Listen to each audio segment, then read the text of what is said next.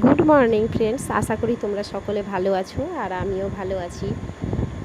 আজকে আমি এখন থেকে ব্লগটা শুরু করলাম। আর আমি এখানটায় বাসনগুলো ধুয়ে নিয়েছি, সেগুলোই তোমাদের কিছু দেখালাম। আর আমি আজকে ভাতও বসিয়ে দিয়েছি, মানে জলটা নিয়ে নিয়েছি হাঁড়িতে। এবার চালটা ধুচ্ছি, দিয়ে ভাতটা বসিয়ে দেবো। আর এদিকে দেখো ভাতটা বসানো আমার হয়ে গেছে। এবার ভাতটা বসিয়ে দিয়েছি। আর তারপরে আমি করে নিব, এই যে এখানটায় নিয়েছি বড় বড় করে ছিলে রেখেছি আলু, সিদ্ধ করে ভাজবো, কারণ আজকে করে নিব মাংস। তো খাসির মাংস আছে, সেই জন্য এগুলোকে বড় বড় করে কেটে আলুগুলোকে বড় বড় করে কেটে সিদ্ধ করে নিব, তারপরে ভাজবো। তো এখানটায় দেখো আমি সিদ্ধ চাপিয়ে দিয়েছি। আর সিদ্ধ হয়ে গেলে সেগুলো ভালো করে লাল করে ভেজে নেব।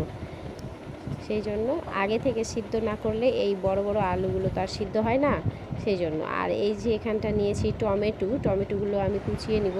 আর এইখানটায় তোমাদেরকে একটু দেখিয়ে দিই, এইখানটায় মাংস আছে ঢাকা ম্যারিনেট করা, বেশি মানে মশলা সব কিছু দিয়ে না, মানে লবণ, হলুদ, তেল আর তেজপাতা, তারপরে গরম মশলা, এইসব দিয়ে এইসব দিয়ে ম্যারিনেট করে রেখেছে যিশুর বাবা। মাংসগুলো ধোয়ার পরে আমি ওগুলো দিয়েছি, আর যিশুর বাবা এগুলো ম্যারিনেট করে রেখেছে। আর বাকি মশলাগুলো পরে মিক্সিতে পেস্ট করে আমি মাংসর মধ্যে মানে মাখিয়ে নেব।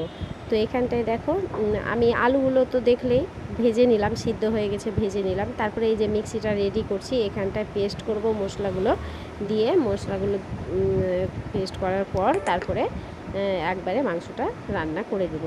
তো তারপরে আমি আর আজকের ব্লগটা বেশি কন্টিনিউ করতে পারিনি। তো এই অবধি রেখেছিলাম সেই দিন। আর তার যিশু দেখো এখানটায় কি নিয়ে এসেছে দুপুরবেলায়। এই দাদা মানে নিয়ে এসেছে বলতে, এটা দাদা দিয়েছে, মানে যিশুর মামার দিয়েছিল মাজা। তো সেই মাজাটা আমরা সন্ধ্যাবেলা খাচ্ছি। তো ফ্রেন্ডস, আজকে আর কিছু দেখাতে পারলাম না, এই পর্যন্তই রাখলাম। তোমরা সবাই ভালো থেকো।